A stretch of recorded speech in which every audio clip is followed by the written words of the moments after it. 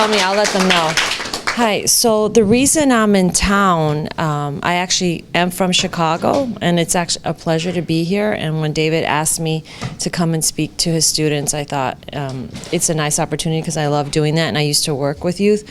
But the reason I'm in town is because I'm promoting my new movie. It's premiering tonight at the AMC Cicero here, and so I'm here like just doing press, and I'm going to do a Q&A. And I wanted to show you the trailer because the movie is really about following your dreams also. I think all my movies are going to be about that, about overcoming your obstacles no matter what community you are from or where you grew up. Endgame is based on a true story about a community in Brownsville, Texas, which at the time was the third poorest city in the U.S. And what one teacher did is he began to teach his children, or the students, chess, and it just changed everybody's lives. So I want to show the trailer because I think it will show you like the quality of filmmaking that you have to aspire to, and I'm continuing to aspire to do more and more and be better and better, but also because it might be a story that you can relate to as well. Jose, get up! You're gonna be late! Jose, let's go! How come Miguel gets more? Your brother needs all the protein he can get for his big game tonight. You know I have a chess game today against Danny. Let's go, amigo, eat your food. If my brother did it, you wouldn't punish him. If you spent more time acting like a champion and less time envying them, you wouldn't be here. I'm bringing back the chessboard. Nobody plays chess around here. Why are you getting home so late? Because I broke Miguel's trophy. You get in the house. Get in the house! Are you kidding me? Jose, you are gonna get in so much. Get home! I can't believe you! I can't find him. He's in big trouble. Is he here? No. We need to put Brownsville on the map and show them that we exist. Miss Alvarado wants us to use the queen. What? If you expose yourself, you're done. That's how your grandfather told me to play, bless his soul, and that's how I told you to play. You took all the men in your life away, just like Dad. That's why he left us too. I'm not investing my time and heart into these kids for a trophy. I'm doing it because chess might just be their chance for a better life. That's what I want them to champion. Mijo, no matter what you decide, please follow your heart. What are you doing? You're the king and you're not even protecting yourself. Find the center! No, Mr. Alvarado. Fight for the center. Checkmate.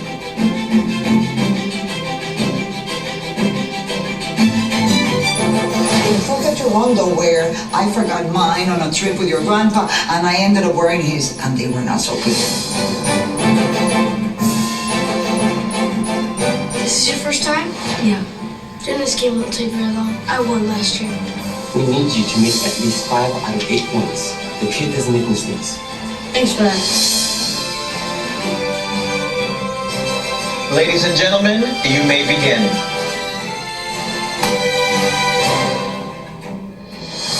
Querido Señor y Padre amado, te estamos pidiendo por José, para que lo acompañes en esta travesía.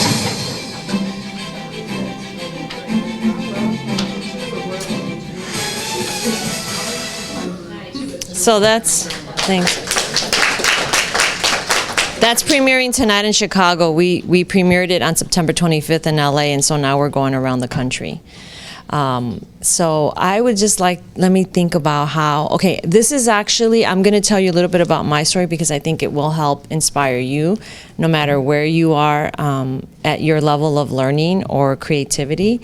I actually never knew anything about filmmaking. And I actually never wanted to be a filmmaker. I didn't know anything about broadcasting. I didn't care to know.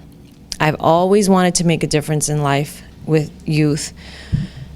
I didn't know if it was going to be through government or through education, but I got my bachelor's in business, and then I started working for an education program at the state treasurer's office, and I thought, I really love the idea of working in policy or programs that are going to change lives to give more opportunities to future youth. And I was born and raised in Logan Square.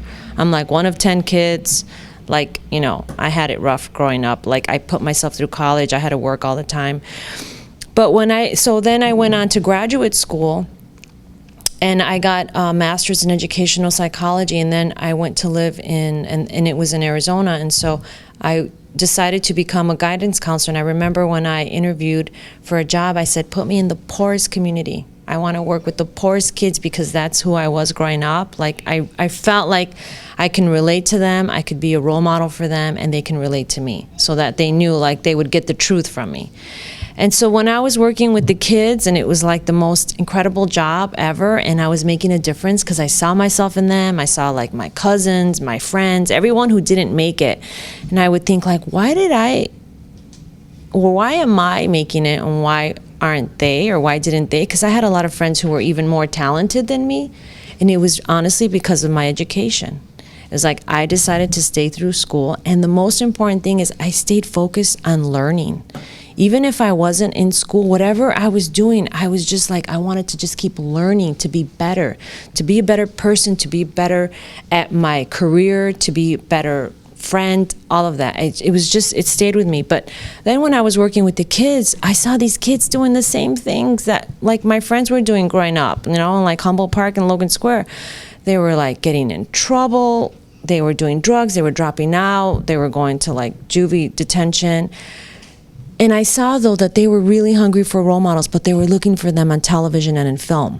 They weren't looking for them in their community. They were looking to movies and TV and be like, I want to be like her. I want to be like him. But there weren't that many actors or stars, there aren't, that were of color, that were minorities, that they could relate to. I'm like, what good is it for these kids to want to be like Britney Spears if like she doesn't really get their lives and they don't get hers? So that's when I decided I'm going to start making movies. I actually had like an epiphany. I don't know if you ever have that. Do any of you ever have a voice inside of you, call it what you will, but that tells you to do something and you don't know why? Raise your hand if you've ever had that. You have to follow that. That is your voice of truth. That is your voice of God. That is the voice of whatever you can call it, the universe. That is your divinity guiding you. That is your conscience, your soul guiding you. And so that was the voice that told me, you need to start writing stories that these kids can relate to and make them leaders and heroes, and tell stories that can really make them feel like they can overcome anything in their lives. And I literally was like, okay, I don't know how to do this, but I'm going to figure it out because I've always loved to learn.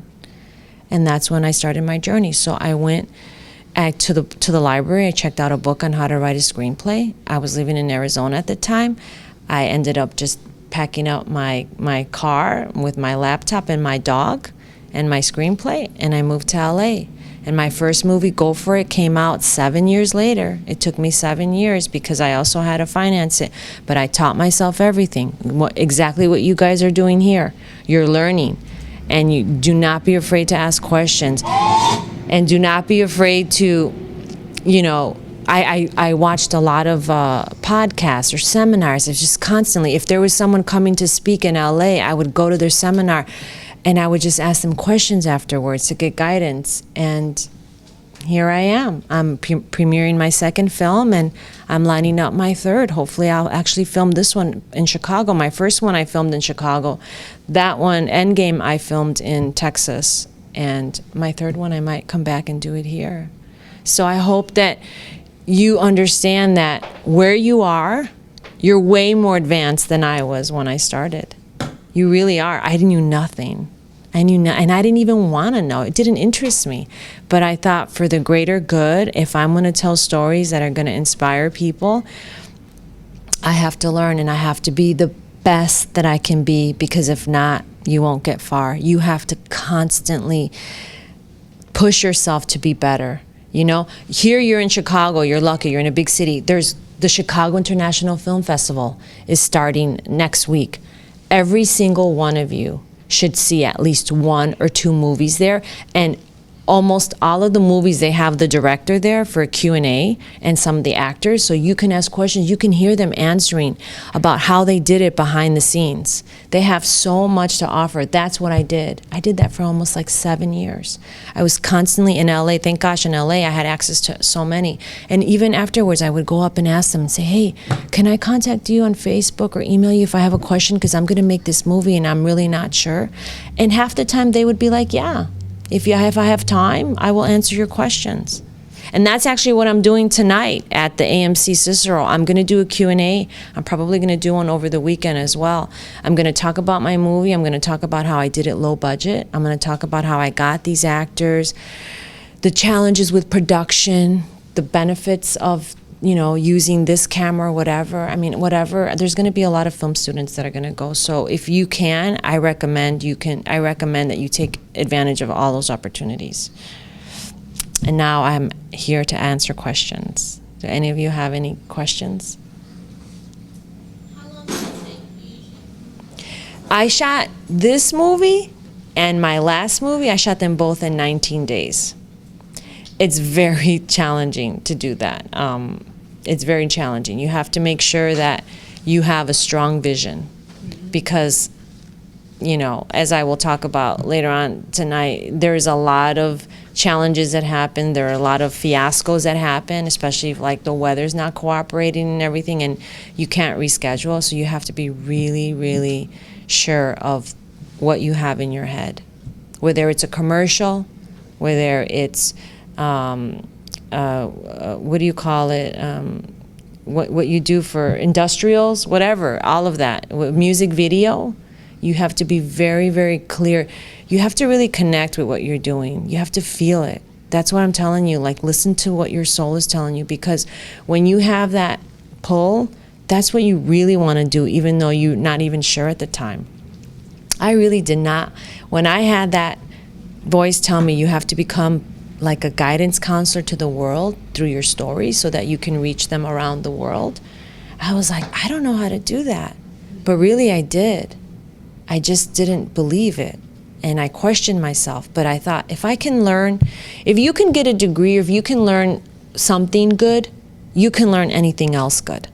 It's the same attitude.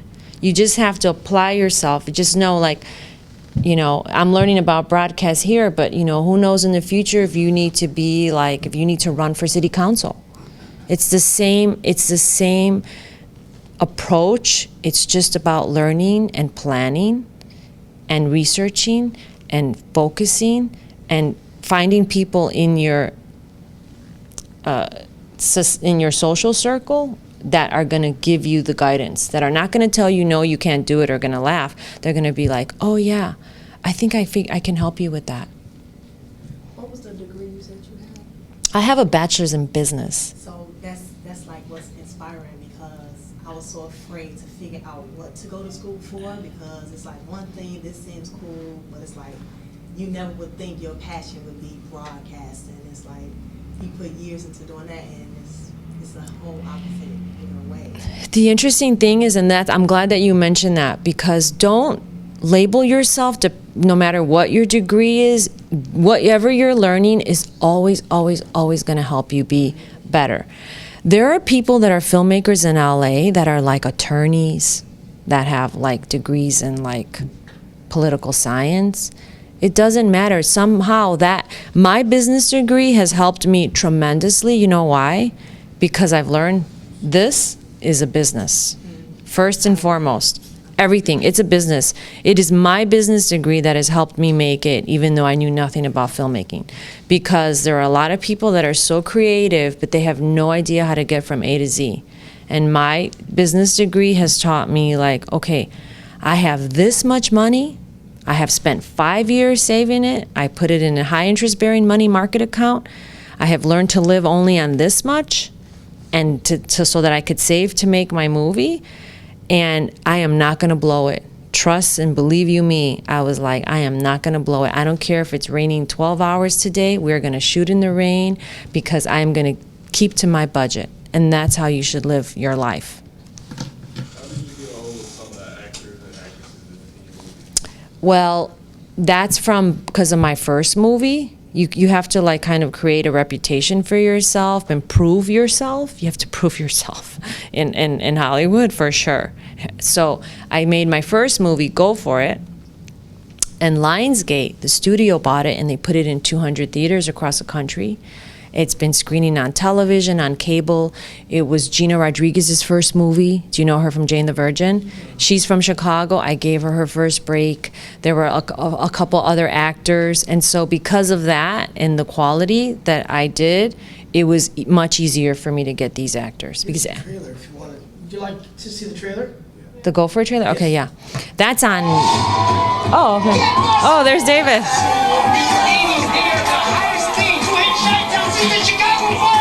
Let's get the party started, DJ! Jump in! So good. Get over it. Nothing. Psychology profile is something for you to think about. And I shot that as you here begin in to Chicago. plan your future. Micha, how's school? It's good. Salgado, would you like to share your aspirations with the class? Hip hop. Hip hop. I already know what I'm gonna be. What are you gonna be? A private dancer. Bam! Come into my room, baila. Is that all you think about? I'm going crazy, Pa. One thing I learned is you always have more strength than you think.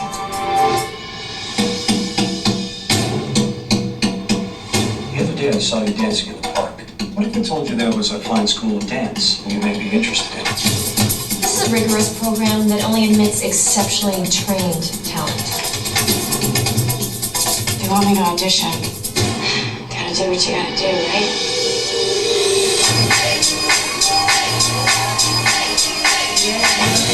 I hear you talking, yeah, so keep talking. You didn't say much, so keep walking. If you ain't like me, times 3, get up.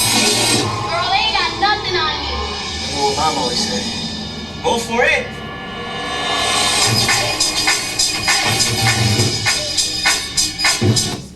David was one of the amazing actors in the movie.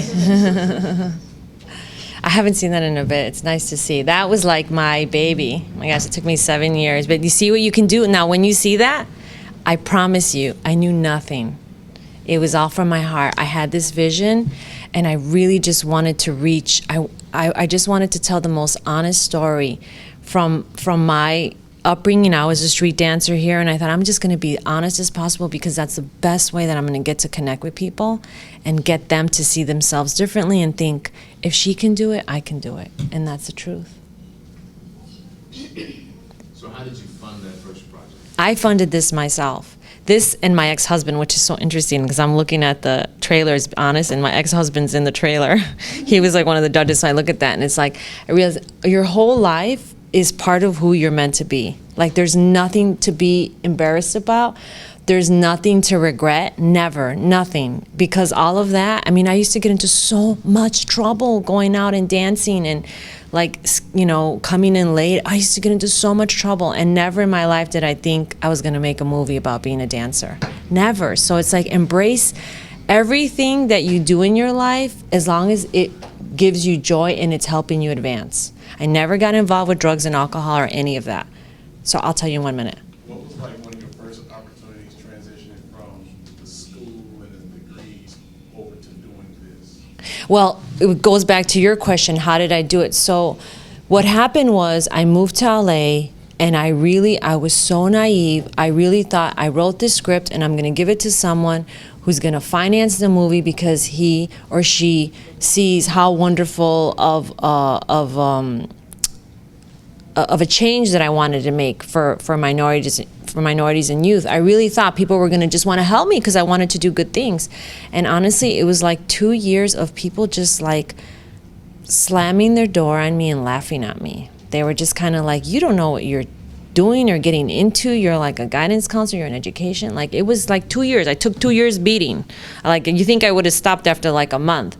But I just believed, I believed that someone was gonna help me. And then what happened was, I saw this incredible movie called Bread and Roses, and it was about the janitorial strikes in LA and how like all the janitors rallied together to demand benefits. And it was this beautiful movie. It was, and I cried and I connected, and I thought of my dad. My dad was a street sweeper. Both my parents came from Mexico and they like struggled. And I thought these are the type of movies I want to make that are going to like help create a change. And so I wrote to the director, who was English. I wrote to him in London. I found him on the internet. And I said, please direct my movie. This is the type of like tone and like heart that I want in my movie. And I said, this is like what I have in mind. And I just want to like connect with kids all over the US and all over the world. Well, he had his assistant call me 2 weeks later from the UK. And he's like, I just want you to know, his name was Ken Loach. And he's like, I just want you to know that Ken Loach and I read your email, and we really want to support you making your movie. You have to make your movie. There are so many more movies that are needed like yours. And they're like, but he wanted me to tell you that you need to make the movie. And I was like, what? I'm like, I don't know anything about making the movie. And he's like, no, you really do. You have the whole vision in your email. We could tell. No one's going to tell the story from your perspective the way you can, because you lived it. And so he's like, just try. He's like, getting the money is the hardest part. And once you get the money, it'll all fall into place if you believe. So I literally got off the phone with him. I think I cried for like 30 minutes. And then I called my ex-husband at the time and I said, I'm going to make the movie myself. We're going to make it like really low budget, like the lowest budget possible. And I'm going to do everything. I'm going to teach myself to direct. I'm going to produce it. I compose one of the songs. I'm going to cast it. I'm going to do as much as I can so that I could save the money. And then I started researching directors that did everything like super low budget. And then I went and I applied for a job and I became a pharmaceutical rep. And so I had a neighbor who's like, you want to make a lot of money? She's like, become a pharmaceutical rep and then you could save your money and start producing your movie. And so I did that. And I just spent my time producing and learning and casting. I started taking dance classes in LA to find the best choreographers. That's like Madonna. I had Madonna, Gwen Stefani, and Janet Jackson's choreographers. And everybody worked for $100 a day because they believed in my vision and because they saw how prepared I was. Like I was ready, and I spent years.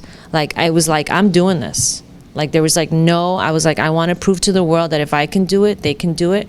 And I want to do it the best way possible so that my movie doesn't turn into junk. And that's how it happened. So after I got a job and I saved the money, finally, after like 5 years, I was ready. And trust me, I was scared to death, but I had to just rely on my vision. I just relied on my vision that I had. And at that point, it had been like 7 years because I had 2 years of getting nowhere. So it had been 7 years, and I was like, oh, hell no, I'm not going to mess this up. One last question. My class is doing TV commercials. As a director, how important is your vision that you have in your head to execute right when you actually film it? It's just as important. Whatever you do, whatever you film, you have to have that same level of intensity and focus and creativity. You have to always add a sense of, you see these commercials, they're like, some of them are so ingenious. And I think that just because you're doing commercials now, don't let that prevent you from expanding to other stuff either. You know, whatever. You may end up doing commercials now, and maybe 5 years from now, you're like, I think I'm going to do a documentary.